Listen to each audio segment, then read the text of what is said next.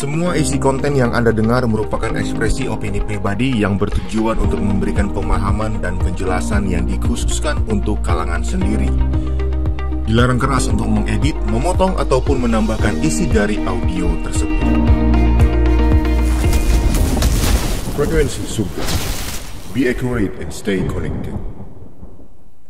Ya, baik Pastor Stephen. Kita masih melanjutkan berbicara mengenai Jeremiah Lanphier. Ya. Bagaimana kehidupannya sebagai pembawa realita hadirat Tuhan dan pembawa roh doa dan api kebangunan rohani bisa berdampak besar dari satu perkumpulan doa kecil menjadi besar di Amerika dan merambah ke Eropa bahkan sampai Australia. Wow. Begitu hebat ledakan kebangunan rohani yang terjadi. Di episode sebelumnya, Pastor Stephen terus menegaskan bahwa betapa penting kita sebagai seorang hamba Tuhan, bahkan pelayan Tuhan, menjadi pembawa realita hadirat Tuhan. Betul. Karena yang dibutuhkan manusia itu sebenarnya adalah realita Tuhan itu sendiri. Iya. Nah, di dalam episode yang lalu ketika Pastor Stephen menjelaskan, saya teringat Pastor Stephen mengenai ibadah yang pernah saya hadiri, yang waktu itu Pastor Stephen pimpin di salah satu kota di Indonesia, kurang lebih mungkin 20 tahun lalu. Wow. Nah, saat itu ibadah gabungan Pastor, pemuda remaja, 1 bulan sekali diadakan. Nah, tanpa kami duga ternyata pembicaranya Pastor Stephen pada saat itu. Menariknya begini Pastor, saya ingat betul Pastor Stephen itu hanya berkhotbah kurang lebih 12 menit. Karena saya melihat waktu yang ada. Cuman sebentar Pastor Stephen berkhotbah dan kami semua mengalami lawatan Tuhan berjam-jam pada saat itu. Ibadah siang selesai hampir malam. Sore hampir ke malam. Jadi berjam-jam. Di sana kami menyembah Tuhan, di sana kami berdoa. Bahkan ada yang ngalamin pelepasan di situ, ada yang ngalamin pencurahan roh di situ, dan saya sendiri secara pribadi mengalami Tuhan dan hidup saya diubahkan pada saat itu, Pastor. Nah, yang saya ingin tanyakan, Pastor, ternyata betapa besar dampaknya dari seseorang yang membawa realita Tuhan dan menghadirkan realita Tuhan kepada hidup orang lain. Betul. Itu bahkan bisa mengubah konsep pikir, gaya hidup seketika, Pastor. Yes. Apakah memang secepat itukah orang mengalami perubahan ketika alami perjumpaan dengan realita Tuhan? Saya percaya ada banyak orang yang bisa bersaksi bagaimana kehidupan mereka itu mengalami perubahan yang sangat drastis ketika ada perjumpaan dengan Tuhan. Mungkin Gideon menjadi salah satu di antaranya. Tapi kalau kita melihat di Alkitab, Paulus salah satu di antaranya juga. Ketika waktu itu Saulus dalam kondisi hati yang sangat marah, benci terhadap pengikut jalan Tuhan, ya, waktu itu belum disebut orang Kristen, disebutnya pengikut jalan Tuhan. Dia meminta surat kuasa dari imam-imam dan ahli Taurat yang ada di Yerusalem untuk melakukan penangkapan. Jadi ini penangkapan ataupun upaya menangkap pengikut jalan Tuhan, tapi dilakukan secara legal.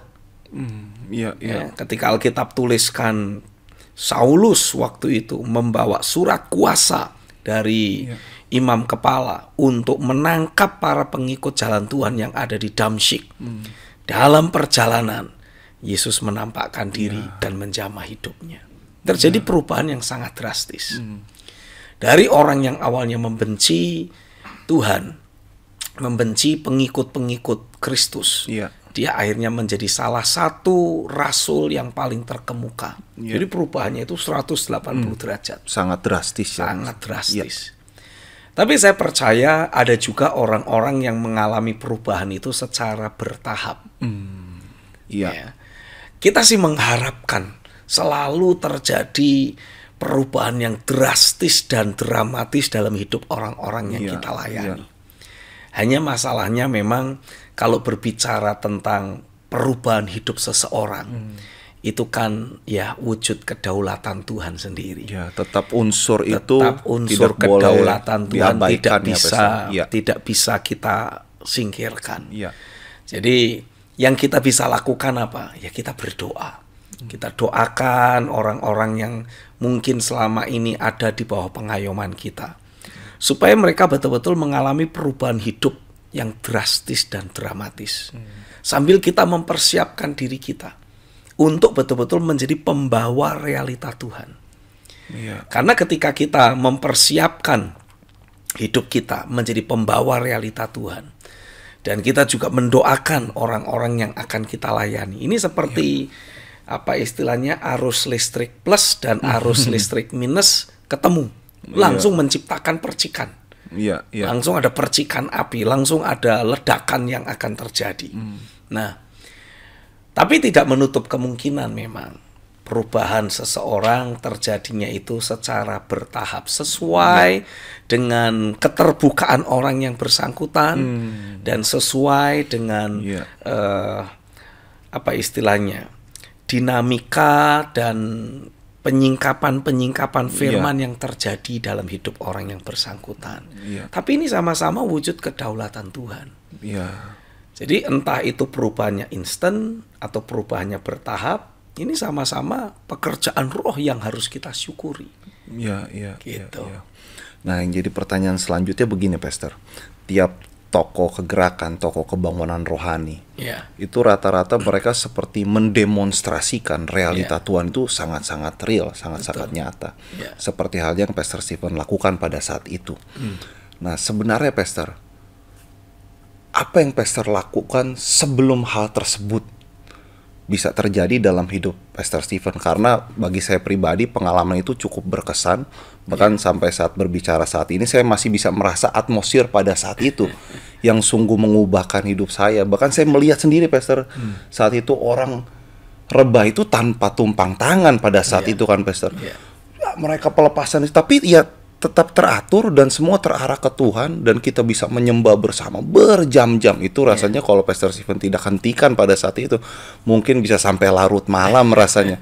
Karena tumbuh rasa lapar dan haus akan Tuhan. Nah, kualitas standar seperti apa yang Pastor Stephen persiapkan sebagai pembawa realita hadirat Tuhan dan sebagai hamba Tuhan? Yang pasti setiap kita harus memastikan hidup kita ini dari hari ke hari terus mengalami luapan kepenuhan roh itu. Jadi memang ini bukan sesuatu yang kita persiapkan hanya untuk satu event. Biasanya kalau pendeta kan begitu, Pastor, kan?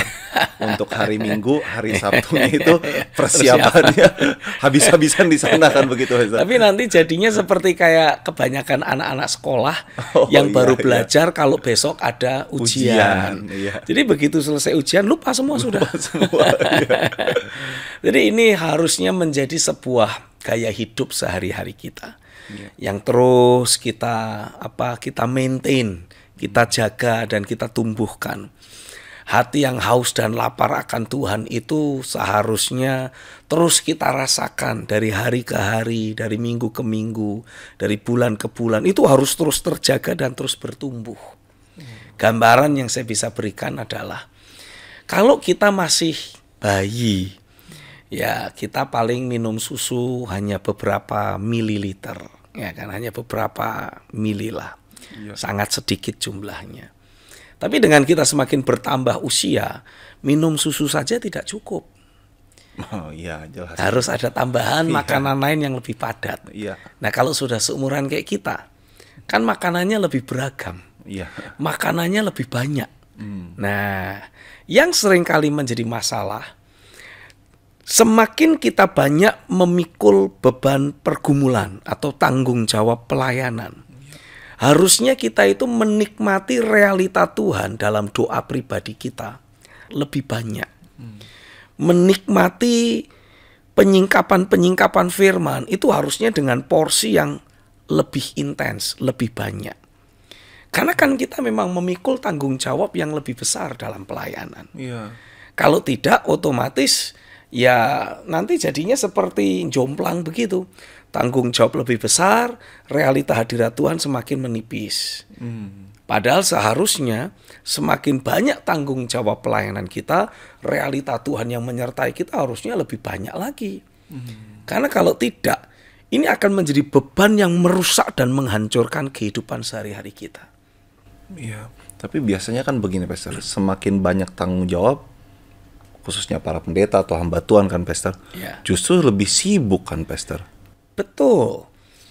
Itu sebabnya adalah penting bagi kita, khususnya untuk orang-orang yang memang Tuhan panggil untuk menjadi pembawa realita hadirat-Nya. Kita ini harus mulai belajar melepas kesibukan-kesibukan yang sebetulnya bisa kita delegasikan ke orang lain. Tujuannya supaya kita punya cukup waktu untuk terus mengkonsumsi penyingkapan-penyingkapan firman. Untuk terus menggali firman sehingga itu bukan lagi sekedar sebuah suratan tertulis. Tapi menjadi firman yang hidup buat kita. Belum lagi ketika kita ingin terus mengejar realita Tuhan, menjagai level kepenuhan roh dalam diri kita. Wah, itu butuh waktu. Dan kita tidak bisa biarkan atau tidak bisa mengizinkan kesibukan kita mengganti waktu ini. Yang kita membaca di dalam Alkitab. Ketika jemaat semakin bertambah jumlahnya, ini tanggung jawab para rasul juga jadi semakin besar, makin banyak. Nah, salah satu di antara kesibukan yang para rasul miliki pada saat itu adalah mengirimkan atau menyediakan ramsun makanan untuk janda-janda yang ada di tengah jemaat. Nah, ini pekerjaan yang sangat menyita waktu. Jadi akhirnya para rasul membuat sebuah sikap. Kita nggak bisa begini terus. Ya, bukan berarti kami tidak mau terlibat dalam pelayanan sehari-hari dengan jemaat.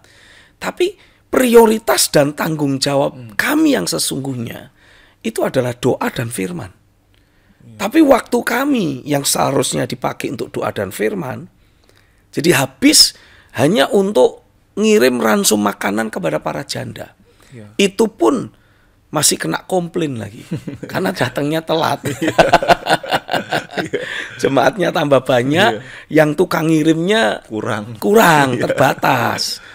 Jadi kemudian para rasul berkata, coba deh kamu pilih dari antara kamu orang-orang yang terkenal baik, yang penuh Roh Kudus, yang sungguh-sungguh hidup tulus, ya kan? Ini walaupun cuma untuk anterin makanan loh. Tapi kalau enggak tulus kan repot. Bisa kurang. Bisa jadi nyampenya ke sana kurang nanti. Di tengah jalan pada diambil satu sendok itu.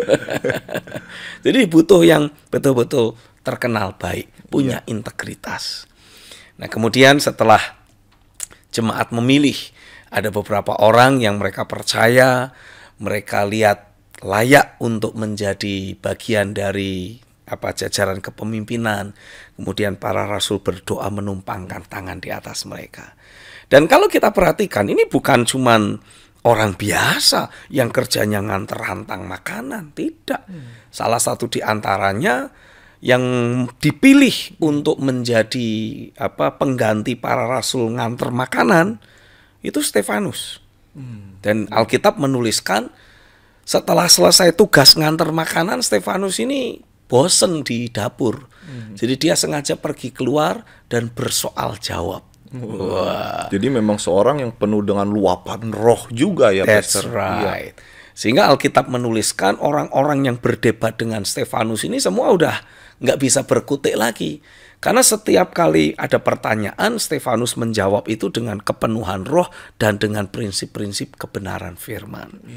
Akhirnya Stefanus difitnah dan kemudian dirajam dengan batu. Tapi Alkitab juga menuliskan menjelang kematiannya, muka Stefanus berubah seperti muka malaikat, kata Alkitab. Itu dahsyat sekali. Tapi dari situ saya ingin memberikan penegasan bahwa sebagai hamba-hamba Tuhan, tidak pada tempatnya kita ini menjadi terlalu sibuk. Tapi ya kita juga tidak boleh menjadi terlalu santai. Ya, kita delegasikan tugas, kewajiban, tanggung jawab ke orang-orang lain.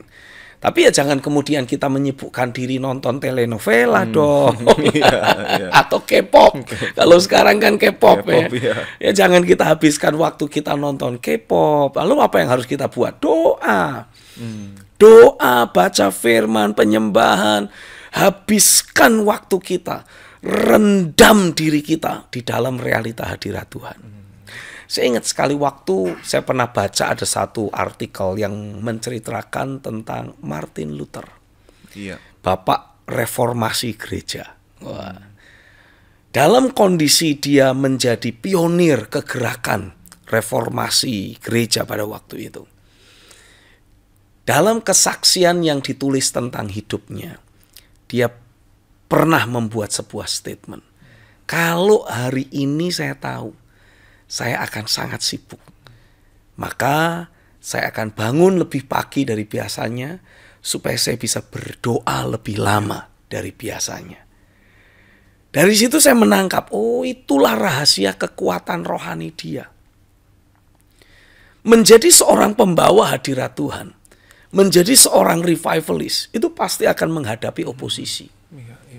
Khususnya dari orang-orang yang sudah dikuasai roh jahat, hidup dalam kefasikan, dan iblis-iblis dalam diri orang itu mulai terganggu karena kehadiran kita, karena kiprah kita. Nah kebetulan orang fasik ini rata-rata banyak yang punya posisi. Jadi tidak sedikit yang kemudian memanfaatkan posisinya untuk menganiaya, menghambat, memperlambat, mempersulit keberadaan kita dalam melakukan rencana Tuhan. Nah, otomatis kita membutuhkan stamina rohani. Otomatis kita membutuhkan penyertaan Tuhan yang nyata menyertai hidup kita. Supaya walaupun ada banyak oposisi, kita tidak terganggu dengan oposisi. Kita tidak terdistract oleh berbagai niat jahat dari para oposisi yang mencoba menghalangi kita menyelesaikan kehendak Tuhan. Kalau enggak, ini begitu level realita Tuhan mulai menurun, ini otomatis kesadaran akan sekeliling, kesadaran akan keberadaan kita itu akan mulai bertambah. Dan itulah yang membuat kita akhirnya justru jadi manusiawi. Ada peristiwa apa yang muncul reaksi yang berlebihan. Sehingga sebagai akibatnya ya kondisi dan keadaan yang ada justru menjadi lebih buruk. Jadi semakin rusak. Kenapa? Ya karena kita cara menanganinya keliru. Kita menanganinya ngikuti emosi kita mungkin. Atau kita pakai cara-cara yang manusiawi. Sementara Alkitab menuliskan ketika para rasul menghadapi oposisi, mereka makin banyak doa. Ketika mereka mulai mendapati, ini Yohanes dan Petrus ketika menyembuhkan orang lumpuh yang ada di gerbang Elok, langsung diadili oleh para mahkamah agama. Lalu kemudian dianiaya dan ditekan, diintimidasi untuk tidak berbicara kembali tentang nama Yesus. Tapi Alkitab menuliskan ketika Petrus dan Yohanes dilepas, mereka kumpulin saudara-saudara mereka, diajak doa. Doa untuk apa? Bukan meminta supaya tantangan itu disingkirkan. Ini yang luar biasa. Mereka berdoa supaya diberi tambahan keberanian. Nah, jadi kapasitasnya minta diperbesar. Bukan tantangannya disingkirkan, tapi kapasitas mereka yang diperbesar. Dan dari situlah Alkitab menuliskan, berita Injil semakin menyebar luas. Bukan cuma di Yerusalem, tapi juga di kota-kota yang lain. Bukan hanya di antara orang Yahudi, tapi juga di antara bangsa-bangsa yang lain. Itu yang terjadi seperti Jeremiah Lanphier ini ya, Pastor ya. Saya yakin maksudnya lintas benua bahkan. Betul, saya yakin itulah yang terjadi. Itu sebabnya penting sekali untuk setiap kita sebagai hamba-hamba Tuhan, khususnya sebagai pemimpin jemaat, kita ini terus merendam diri dalam hadirat Tuhan. Terus belajar firman. Sehingga ketika kita melayani jemaat, ini setiap kali pelayanan, realita Tuhan selalu nyata. Amin, amin. Karena kita menghadirkan realita Tuhan. Kita membawa realita Tuhan dalam hidup kita. Dan kita menghadirkannya. Nah, menariknya begini, Pastor. Para pembawa realita hadirat Tuhan ini, para tokoh kebangunan rohani, tokoh kegerakan, bahkan jemaat di dalam kisah para rasul, ketika mereka berdoa, itu kan sangat berkuasa sekali. Bahkan ada ceritanya Petrus dan Yohanes, kalau tidak salah kan, Pastor, di penjara ya mereka. Betul. Itu jemaat berdoa dan kedaulatan Tuhan bekerja. Mereka lepas begitu saja dari penjara tanpa ada satupun yang bisa menghadang. Ya. Karena ada jemaat yang berdoa. Bahkan mereka sendiri kaget ketika Petrus dan Yohanes ada depan pintu. Nah, kok bisa? Tapi itulah kuasa doa. Apakah kuasa doa, Pastor, akan sekali lagi memainkan peranan yang sangat penting pada saat-saat ini? Setelah jeda dulu ya, Pastor. Oke. Baru dijawab. Ya.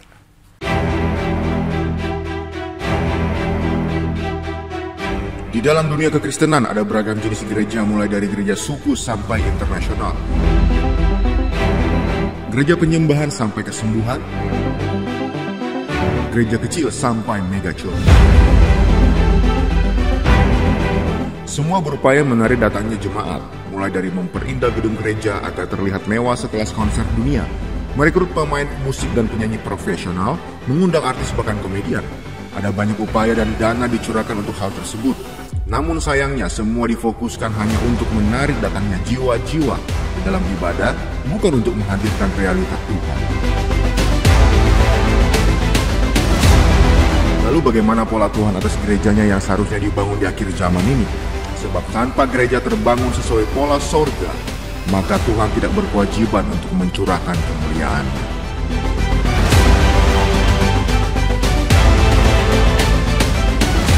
Temukan semua jawabannya di dalam buku Pola Gereja Akhir Zaman yang ditulis oleh hambanya Pastor Stephen Agustinus.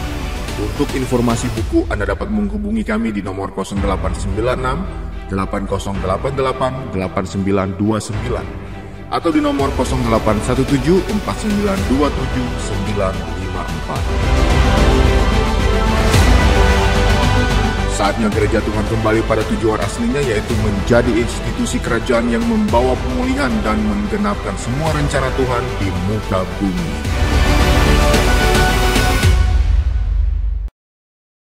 Ya, baik, Pastor.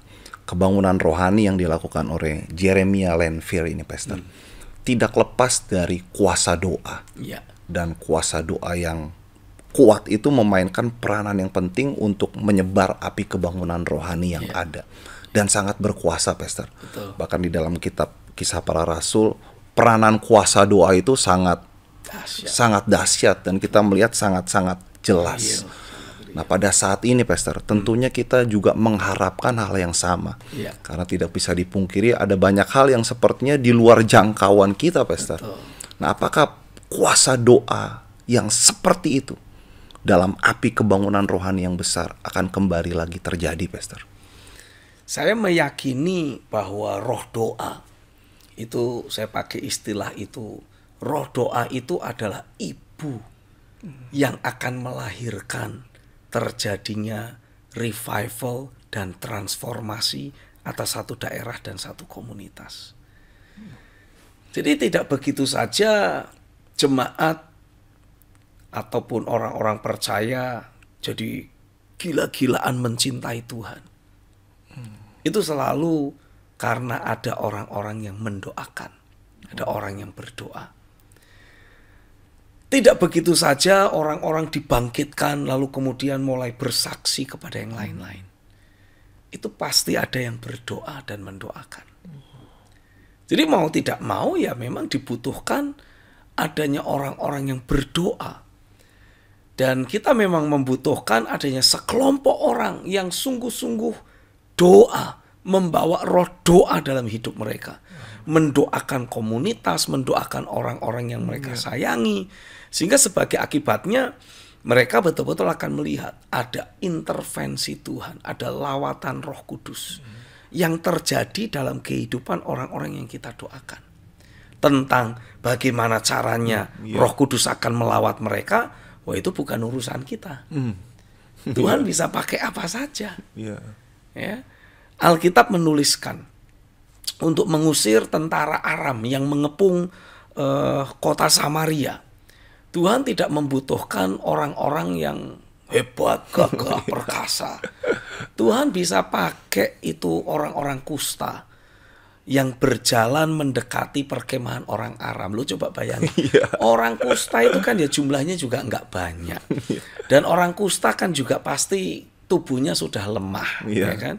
Karena ada anggota-anggota tubuh mereka yang mungkin sudah berhasil digerogoti oleh kusta yang ada sehingga copot.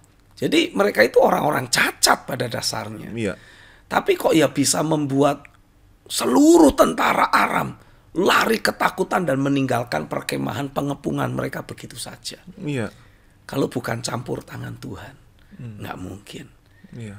Yang harus kita lakukan hanyalah terus doa, terus bernubuat, terus membuat deklarasi dan percaya bahwa semua yang kita tabur di dalam roh lewat doa, lewat nubuatan, lewat deklarasi, itu nanti akan diresponi oleh Tuhan dengan membuat apa yang kita doakan itu terwujud. Wow, amin. Iya. Hari sebelumnya Nabi Elisa sudah bernubuat. Oh iya. Besok jam seperti ini kira-kira makanan akan melimpah, harga-harga akan murah. Nah, salah satu pegawai raja bilang, wah gak mungkin. Kalaupun Tuhan membuka tingkap di langit, hal itu tidak akan terjadi. Karena memang secara fakta ya tidak mungkin. Mungkin. Iya. Secara lahiriah, secara fakta mustahil. Tapi karena ini suara Tuhan yang sudah diperdengarkan, ya terjadilah. Tuhan bisa pakai langkah kaki orang-orang kusta, orang-orang cacat, mengusir tentara Aram. Dan betul seperti yang dinubuatkan Nabi Elisa. Pada hari berikutnya semuanya sudah langsung berubah. Karena ternyata beragam makanan, beragam harta benda itu ada di kemah-kemah orang Aram. Jadi ketika mereka kabur, ya kabur ditinggal begitu saja. Dan seluruh orang-orang di Samaria yang pada akhirnya menjarah semuanya. Kalau semua orang punya satu barang yang sama, kan artinya barang itu sudah tidak bernilai lagi. Ya. Orang mau beli, ngapain gua beli? Aku juga udah punya.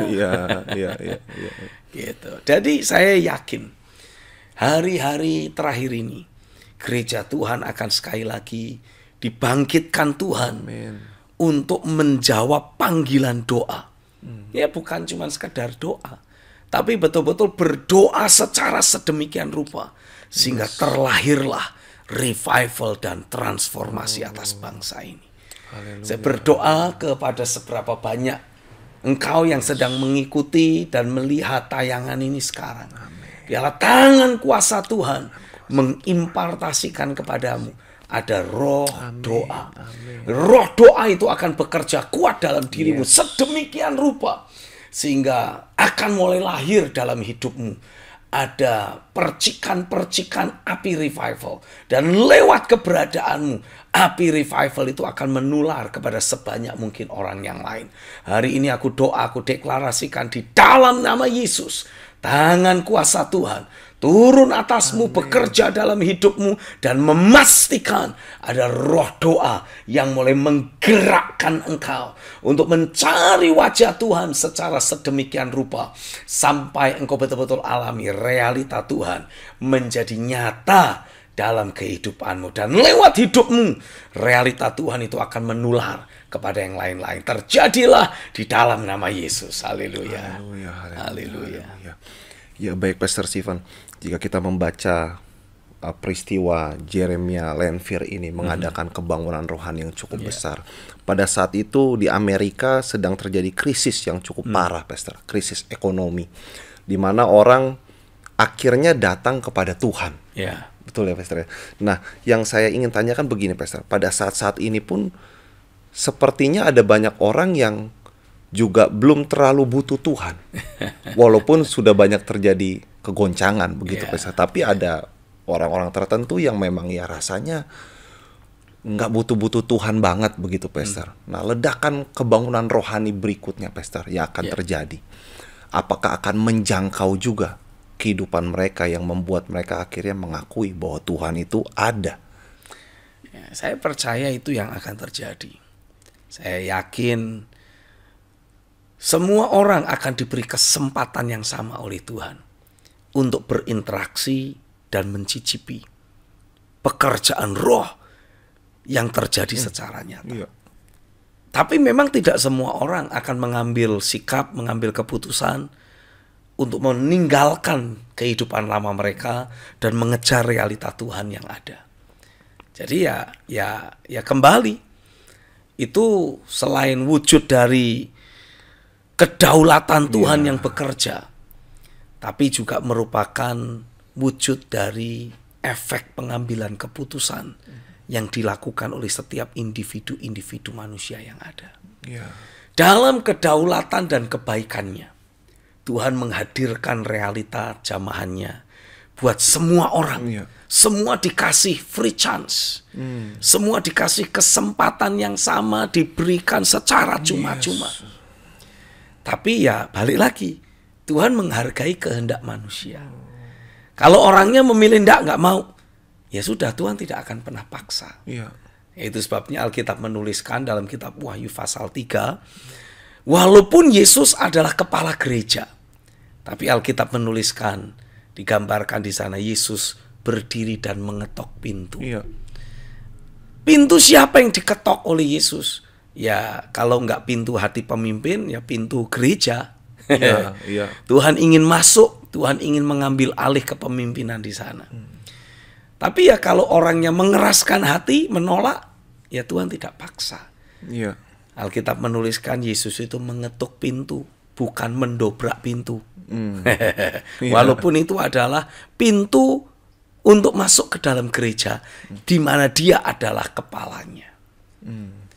Dari situ saya bisa memberi penegasan betapa pentingnya kita berdoa, kita bersyafaat, kita meminta Tuhan memberi anugerah kepada sebanyak mungkin orang yang kita kenal, untuk mereka bisa mendapatkan same chance, kesempatan yang sama untuk alami zaman Tuhan, untuk alami terobosan rohani. Ya sambil kita doakan orang-orang yang ada, supaya betul-betul ketika realita Tuhan dihadirkan, mereka mengalami zaman Tuhan dan menyerahkan hidup ke dalam tangan Tuhan. Berarti ledakan kebangunan rohani yang terjadi, Pastor, akan tetap memisahkan juga orang yang memang bersungguh hati mencari Tuhan dan yang memang memilih mengeraskan hati. Tetap akan terjadi pemisahan kan nantinya, Pastor? Betul. Saya yakin itu yang terjadi. Akan tetap ada perpisahan. Karena Alkitab juga menuliskan, ya, pada waktu Yesus datang yang kedua kali, ada 2 orang di ladang, yang satu diangkat, yang satu tertinggal. Lalu Alkitab juga menuliskan dalam Wahyu pasal 12, ada gereja yang bergerak dengan membawa otoritas kekuasaan dari sorga. Tapi ada juga gereja yang dibangun, beraktivitas secara manusiawi dan lahiriah. Buat gereja yang bergerak bersama-sama dengan Tuhan, merekalah yang akan menaklukkan si jahat dan menjatuhkannya ke bumi. Tapi ada gereja-gereja yang istilahnya apa? Digerakkan secara manusiawi dengan program-program yang lahiriah, panggil artis ini, panggil pelawak ono, hanya supaya untuk memaintain jumlah anggota jemaat yang ada. Nah, merekalah yang pasti akan mendapati ada murka dari sinaga. Bukan marga warga orang Batak, tapi memang ini sebutannya, ya, naga yang merah padam, yang besar, yang berniat untuk menelan anak laki-laki yang dilahirkan oleh gereja Tuhan. Nah, ini mereka naga besar ini akan mengejar gereja yang dibangun, dijalankan secara manusiawi. Lalu Alkitab juga menuliskan ada 10 anak dara yang bijaksana, ada 10 anak dara yang bodoh. Jadi selalu akan ada pemisahan-pemisahan. Selama ini antara anak dara bijaksana dan anak dara bodoh nyampur semua jadi satu. Belum kelihatan. Tapi Tuhan akan membuat pemisahan itu. Karena hal kerajaan sorga, Alkitab bilang, seperti orang yang melemparkan pukatnya, melemparkan jalannya. Dan kemudian setelah ditarik, dia mendapatkan berbagai jenis ikan.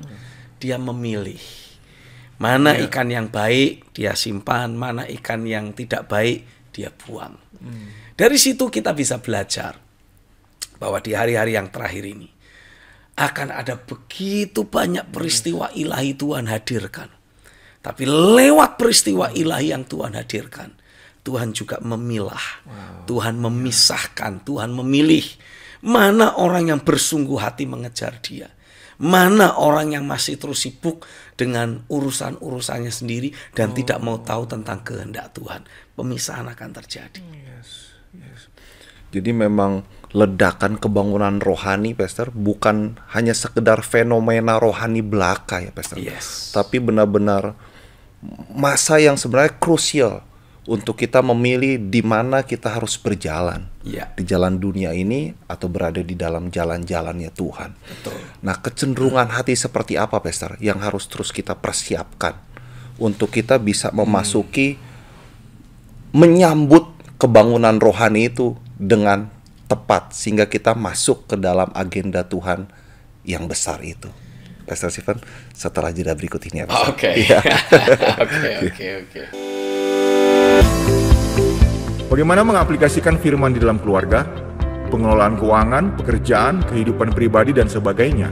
Tidak perlu bingung lagi sebab Pastor Stephen Agustinus telah menuliskannya dengan sangat detail di dalam buku Panduan Kehidupan Akurat.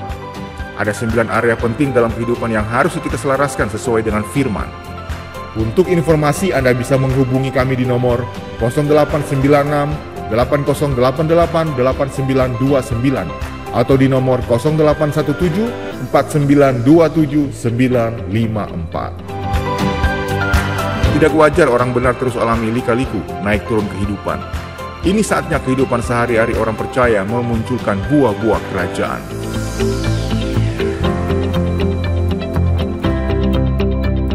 Ya, baik Pastor Stephen.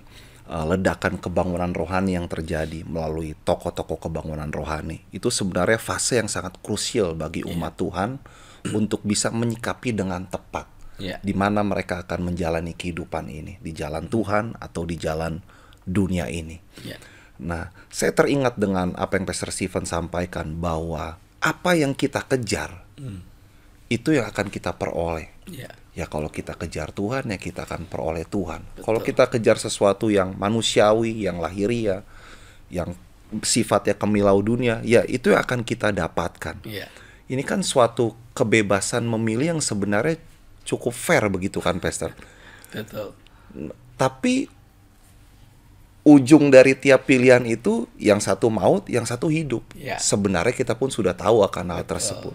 Tapi seringkali, Pastor, sebagai manusia kadang kita justru memilih hal yang salah, yang walaupun kita tahu itu sudah salah. Karena awalnya memang nikmat, begitu kan, Pastor? Terjebak di sana. Nah, kecenderungan hati seperti apa, Pastor, yang harus kita miliki untuk kita bisa terhisap masuk ke dalam agenda revivalnya Tuhan yang besar ini? Tidak ada alternatif lain. Kecenderungan hati kita harus betul-betul sepenuhnya diarahkan hanya untuk mengejar realita Tuhan dan mengejar kebenarannya. Kembali kedua hal tersebut ya, Pastor. Kalau kita tidak mengejar realita Tuhan, ya otomatis semuanya nanti hanya akan berubah menjadi sebuah rutinitas keagamawian lagi. Tapi dengan kita terus mengejar realita Tuhan, dan itu kita setting menjadi sikap hati, kecenderungan hati kita, maka mau tidak mau akan selalu ada jawaban dari sorga. Kita nyari apa? Kita nyari berkat. Ya oke, Tuhan kasih berkat. Tapi kalau kita nyari realita Tuhan, Tuhan pasti akan hadir dalam hidup kita. Nah, ketika keberadaan Tuhan menjadi nyata dalam diri kita, keberadaan Tuhan itulah yang akan mengambil alih sebetulnya segala sesuatu yang ada dalam hidup kita. Mungkin pada waktu kita berdoa, kita cari realita Tuhan, kita mungkin istilahnya puasa juga untuk mengalami realita Tuhan. Fase-fase awal kita mengejar realita Tuhan, mungkin itu penuh pergumulan. Kenapa? Ya karena ada begitu banyak pola-pola manusiawi, pola-pola dunia ini yang sudah terlanjur melekat dalam hidup kita. Jadi selama kita mengejar Tuhan, berupaya terus mengalami kepenuhan roh. Kita ini sama kayak orang lagi mencabut kurang lebihnya kayak kita baru lewat danau katakanlah begitu, lalu ada banyak pacet lintah yang pada nempel di badan kita. Nah, ketika kita betul-betul mengejar realita Tuhan, kita ini sama kayak orang yang lagi mencabut lintah-lintah dari hidup kita. Tujuannya apa? menyehatkan kita lebih lagi. Ya. Tujuannya apa? Membuat kita bisa lebih fokus dalam hidup ini. Sehingga sebagai akibatnya ketika kita berfokus mengejar realita Tuhan, ya itulah yang kita dapatkan. Ya. Seringkali saya mendapati banyak hamba-hamba Tuhan tidak sadar. Mereka berpikir, saya kan masih tetap doa. Iya. Tapi you tidak mengalami realita Tuhan seperti yang seharusnya. Karena dalam kehidupan sehari-hari engkau berhasil didistract oleh iblis. Apa bentuk distraction yang seringkali dialami oleh hamba-hamba Tuhan? Khususnya yang dulu pernah dipakai Tuhan, hebat. Sekarang, wah seperti kehilangan Tuhan. Kenapa bisa sampai seperti itu?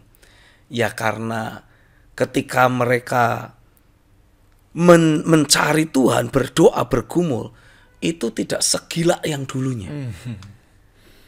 Karena kita berhasil dibuat sibuk dengan banyak urusan. Kita berhasil dibuat, apa istilahnya, punya kewajiban untuk mengerjakan hal-hal tertentu yang melekat dengan keberadaan kita sebagai pemimpin jemaat. Itu distraction yang dilakukan oleh si jahat terhadap hidup hamba-hamba Tuhan. Very Tipis sekali. tipis sekali. Padahal itu sebenarnya hal yang baik juga kan. Baik, normal. Tapi membuat kita kehilangan realita Tuhan. Jadi sebaik apapun activity yang harus kita jalankan, kalau ini sudah mulai melenceng membuat kita tidak lagi mengalami realita Tuhan, itu distraction. Ya. Mau kita sebut dengan sebutan, tapi ini kan pertumbuhan. Ya, mungkin jumlah jemaat jadi tambah banyak, undangan pelayanan, undangan khotbah jadi lebih sering. Nah, para rasul secara spesifik berkata, begitu kami tidak bisa lagi menghabiskan waktu untuk doa dan belajar firman, ini sudah tidak beres. Alarmnya bunyi ya. Alarmnya langsung bunyi. Dah, aku tidak mau lebih lanjut. Tolong pilih orang lain untuk menggantikan posisi aku sebagai pembawa ransum makanan. Nah, apa tujuannya? Supaya waktu yang biasanya aku pakai untuk nganter ransum makanan, dan biasanya kalau sama janda-janda banyak bicara. Nah, waktu terbuang sia-sia. Daripada begitu, saya pakai waktu saya untuk doa. Saya pakai waktu saya untuk belajar firman. Tapi harus ada yang mengganti tugas saya, mengantar makanan ini. Pilih dari antaramu. Nah, penting untuk setiap kita sebagai hamba Tuhan, lebih baik kita delegasikan tugas dan kewajiban kita ke orang-orang yang Tuhan telah percayakan untuk kita bina. Dengan mereka mulai melakukan apa yang menjadi porsi mereka, kita bisa lakukan porsi kita. Mereka melakukan tugas yang menjadi kewajiban kita, kita melakukan apa istilahnya, prioritas yang Tuhan tetapkan buat kita. Dan prioritas pertama kita bukan pelayanan. Prioritas pertama kita adalah memastikan terbangun persekutuan yang hidup dengan Tuhan. Terus terbangun interaksi yang sehat dan kuat dengan Tuhan sendiri. Dengan itu bisa kita jagai dalam hidup kita. Saya yakin hidup kita akan berdampak kuat bagi banyak orang. Hidup kita akan menghasilkan terobosan dan perubahan yang sangat drastis dan dramatis. Bahkan mungkin masif. Jumlahnya banyak. Ya, kalau kita baca di Alkitab, perubahan drastis dan dramatis selalu satu. Kelamaan, kita butuh banyak. Jadi apa yang harus kita lakukan? Ya, doakan. Persiapkan diri kita. Pastikan mentalitas kita ini mentalitas seorang transformer. Sehingga dengan sendirinya, kalaupun memang masih ada hal-hal yang mendukakan hati Tuhan, kita lakukan dalam hidup kita, ya kita mulai buang satu-satu, kita mulai singkirkan. Dan dengan demikian hidup kita semakin kudus, semakin memperkenan hati Tuhan. Makin hidup kita memperkenan hati Tuhan, makin Dia akan penuhi dengan rohnya. Haleluya. Jadi hidup sehari-hari kita berdaya guna sebagai senjata kebenaran dari Tuhan. Haleluya. Baik, Pastor Stephen, ini yang terakhir, Pastor. Mungkin Pastor Stephen nanti juga bisa tutup dengan kesimpulan dan doa. Begini, Pastor. tokoh kegerakan yang ada, Jeremiah Lanphier ini, dan beberapa tokoh kegerakan lainnya, kita tahu itu seperti mengubahkan kota-kota dan kota-kota yang besar seperti di Amerika, di Eropa. Tapi itu terjadi tahun 1800, 1900 awal. Begitu dahsyat kota-kota tersebut mengalami Tuhan. Tuhan sangat nyata. Tapi kita tahu sekarang, Pastor, kondisi keadaan yang ada. Bahkan dari dunia barat ada banyak kelaliman yang mempengaruhi daerah lainnya, bangsa-bangsa lainnya. Kenapa itu bisa terjadi, Pastor? Padahal mereka pernah mengalami revival yang besar pada saat itu. Saya membaca di Alkitab, bangsa Israel, bangsa pilihan Tuhan, ini mengalami realita Tuhan itu dahsyat banget. Generasi pertama orang Israel, mereka melihat bagaimana tangan Tuhan menghukum dewa-dewa Mesir. Dan Tuhan memerdekakan mereka dari perbudakan Mesir dengan cara yang ajaib, penuh keajaiban. Tapi mereka tidak percaya, sehingga semua mereka mati di padang gurun, kecuali Kaleb dan Yosua. Inilah dua orang Israel dari generasi pertama yang pada akhirnya memimpin generasi Israel yang baru masuk ke tanah perjanjian. Proses masuk dan menduduki tanah perjanjian itu sendiri juga penuh keajaiban Tuhan. Tapi sayang, Alkitab menuliskan setelah Yosua dan semua tua-tua Israel yang melihat secara langsung perbuatan tangan Tuhan, semua pada meninggal, mati. Alkitab menulis lahir satu generasi yang tidak mengenal Allah. Kok bisa seperti itu? Karena seringkali kita sebagai pemimpin, sebagai orang tua, sebagai orang-orang yang dituakan, kita tidak terus menularkan spirit yang sama. Seperti yang Tuhan sudah bangun dalam hidup kita, ke generasi di bawah kita. Tanpa sadar kita mendidik generasi di bawah kita dengan cara yang keliru. Kita memanjakan mereka. Kita berpikir, wah dulu saya itu kalau mau ketemu Tuhan, wah bergumulnya begini, begitu, begini, begitu. Tapi sekarang ada banyak generasi orang-orang percaya yang bahkan jadi tidak percaya lagi pada kuasa Tuhan. Lahir satu generasi yang tidak mengenal Allahnya. Kenapa? Ya karena kitanya yang kurang mendidik anak-anak kita ini untuk terus berjalan di jalan Tuhan yang sama. Punya sikap hati yang sama. Mengejar Tuhan mati-matian, gila-gilaan, habis-habisan. Jadi karena kita tidak menularkan nilai-nilai hidup yang sama kepada generasi di bawah kita, maka dari tengah-tengah generasi di bawah kita lahir orang-orang yang tidak peduli lagi dengan Tuhan. Sayang. Makanya Alkitab menuliskan, pergilah, beritakanlah Injil kepada sekalian bangsa dan jadikan mereka muridku. Jadi adalah kewajiban kita untuk menjadikan anak Tuhan yang lain menjadi murid kita. Kalau mereka menjadi murid kita, otomatis mereka juga akan mengalami apa yang kita alami. Dengan demikian, ini wadah ataupun istilahnya apa? Institusi yang memayungi orang-orang percaya mengalami realita Tuhan. Ini terus makin berkembang, makin bertambah. Amin. Orang yang mengalami realita Tuhan jadi semakin bertambah banyak. Dan saya percaya kalau seperti itu, ini akan bisa terus kita kader, terus kita muridkan, terus kita bina. Sehingga dari satu level generasi ke level generasi yang berikutnya, ini kedaulatan dan kedahsyatan Tuhan itu tetap sama dan setara.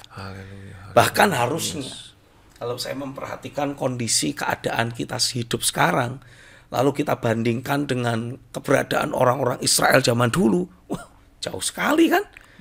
Kita mengalami kemajuan yang luar biasa hebat.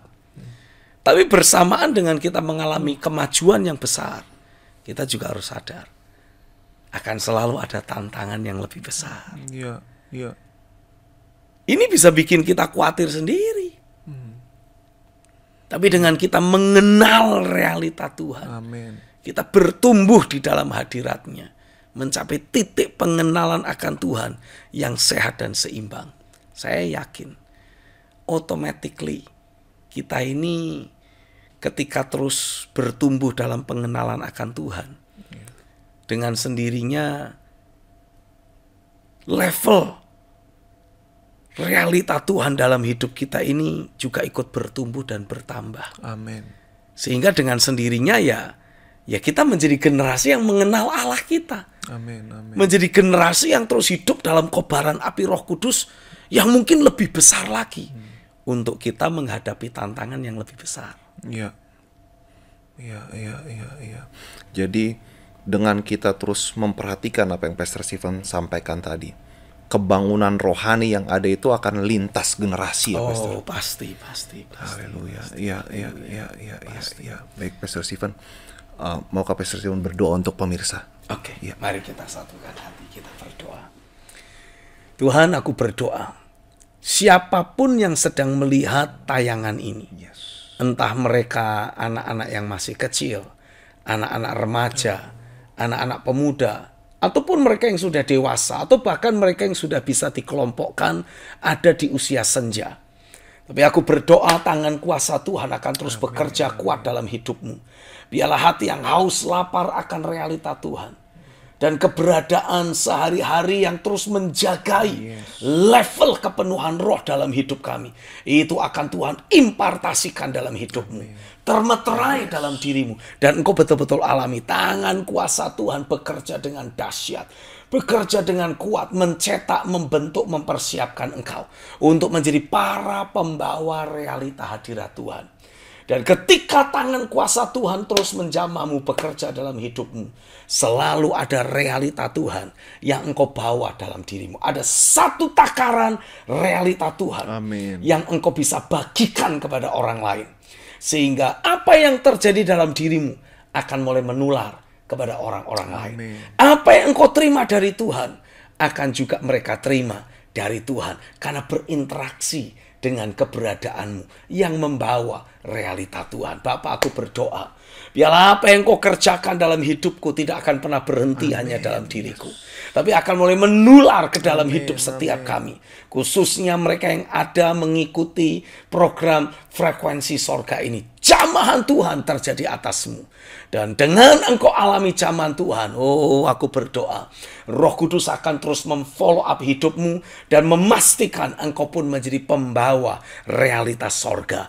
Ketika engkau pergi ke satu tempat, ketika engkau berinteraksi dengan orang-orang di sana, realitas sorga akan turun tercurah dalam hidupmu dan lewat keberadaanmu menjamah semua orang yang berinteraksi dengan dirimu. Terjadilah di dalam nama Yesus. Apa yang Tuhan kerjakan tidak lagi hanya ada di sekelompok kecil orang, tapi mulai menular, mulai menyebar kepada banyak kelompok-kelompok orang yang lain. Terjadilah di dalam hidupmu, terjadilah lewat dirimu. Amin. Haleluya. Dalam nama Yesus. Baik pemirsa, terus sebarkan link daripada frekuensi sorga tiap episode. Sebarkan ke sebanyak mungkin orang. Saya yakin program ini, episode di dalam frekuensi sorga akan menyalakan api kebangunan rohani di berbagai titik di Indonesia. Sampai jumpa lagi di dalam frekuensi sorga. Be accurate and stay connected.